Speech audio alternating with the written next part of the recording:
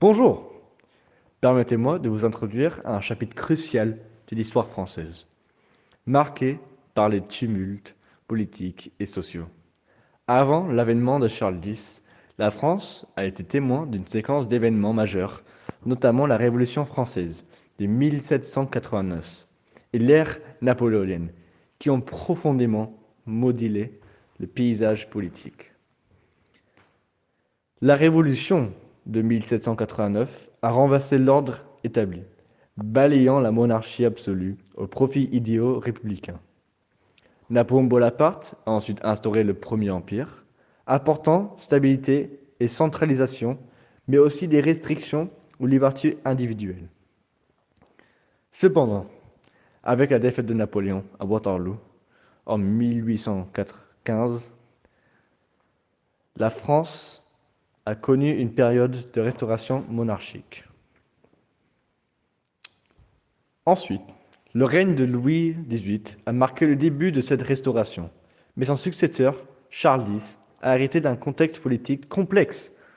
Les sentiments anti-royalistes persistaient et la société était divisée entre les partisans d'une monarchie constitutionnelle et ceux prenant le retour à la monarchie absolue, connue sous le nom d'ultra-royalisme.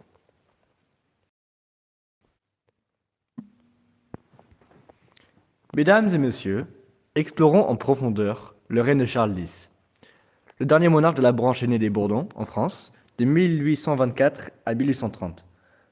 Son gouvernement fut marqué par les tensions politiques d'une opposition libérale et l'impopularité de ses politiques conservatrices.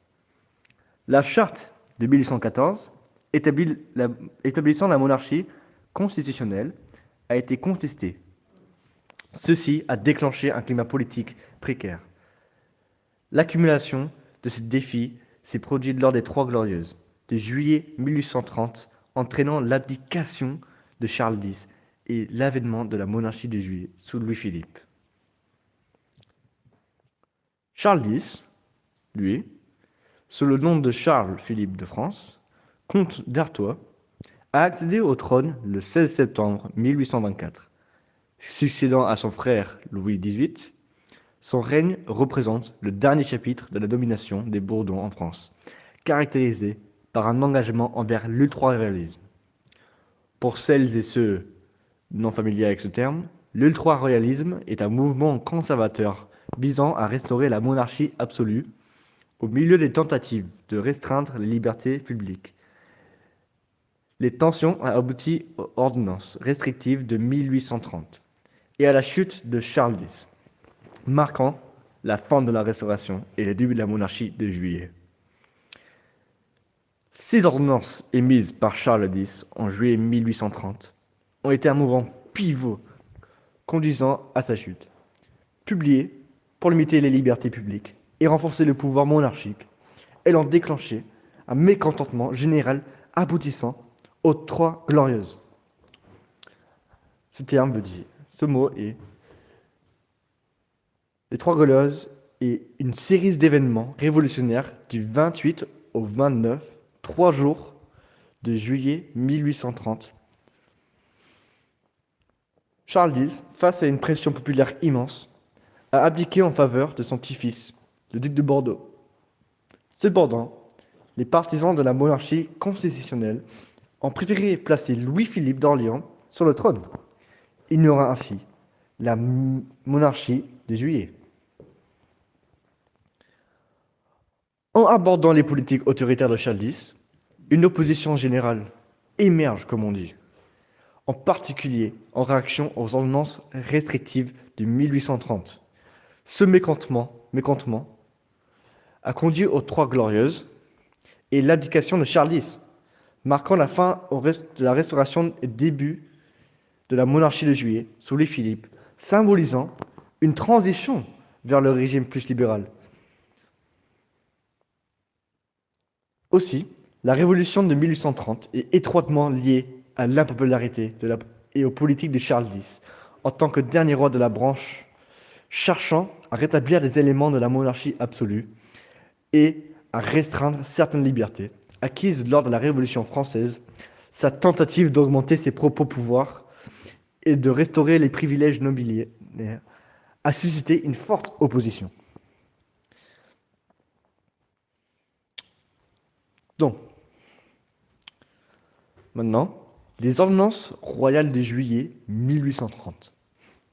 Ceci, il limitait les libertés publiques et restreignant les droits de vote. Comme déjà dit, ça a déclenché des manifestations à Paris. Les Trois Glorieuses eux-mêmes, les 3 jours de 1830, ont été marqués par des affrontements entre les forts royalistes et les manifestants. Face à la presse populaire, Charles X a abdiqué en faveur de son petit-fils, le duc. Mais, comme déjà dit, ils ont préféré placer Louis-Philippe d'Orléans sur le trône.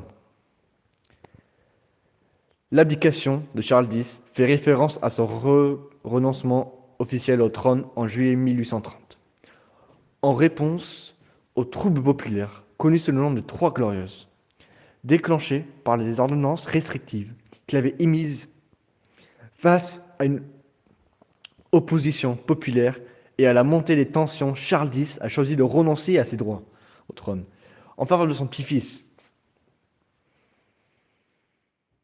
Ceci est une transition vers la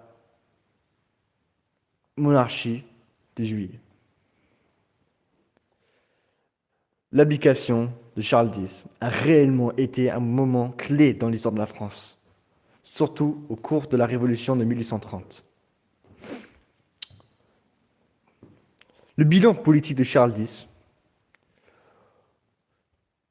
est globalement négatif. Son règne caractérisé par les promotions de l'ultra-royalisme, visant à restaurer la monarchie absolue, et les tentatives de restreindre les libertés publiques, a engendré des tensions politiques et sociales, alimentant un grand mécontentement général. La situation a atteint son paroxysme avec les ordonnances de 1830. Ils ont été perçus comme des atteintes aux droits fondamentaux. Ces mesures sont vraiment les déclencheurs des Trois Glorieuses. Ainsi, la politique autoritaire de Charles X a contribué de manière significative à sa propre chute et à la transition vers un système politique plus ouvert aux idées libérales, signalant un tournant dans l'histoire politique de la France au XIXe siècle. La politique autoritaire de Charles X a profondément impacté la monarchie en France au XIXe siècle. Son règne, marqué par un ultra-royalisme visant à restaurer la monarchie absolue et les tentatives de restreindre les libertés publiques, a engendré des tensions politiques et sociales. Les ordonnances de 1830 émises pour renforcer le pouvoir monarchique, qui ont déclenché eux-mêmes les Trois Glorieuses, aboutissant à l'abdication de Charles X et la fin de la Restauration.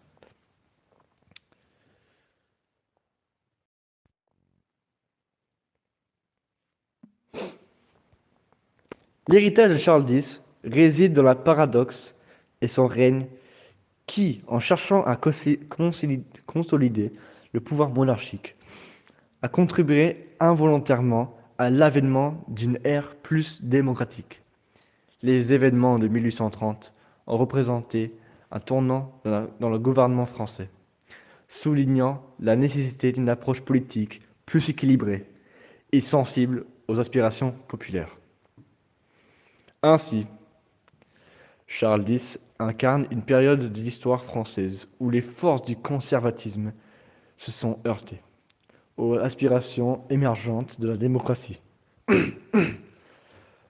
Son règne tumultueux et sa chute ont joué un rôle déterminant dans l'évolution politique du pays, contribuant à la transition vers des formes de gouvernement plus en accord avec les idées libéraux et démocratiques qui allaient façonner l'avenir de la France.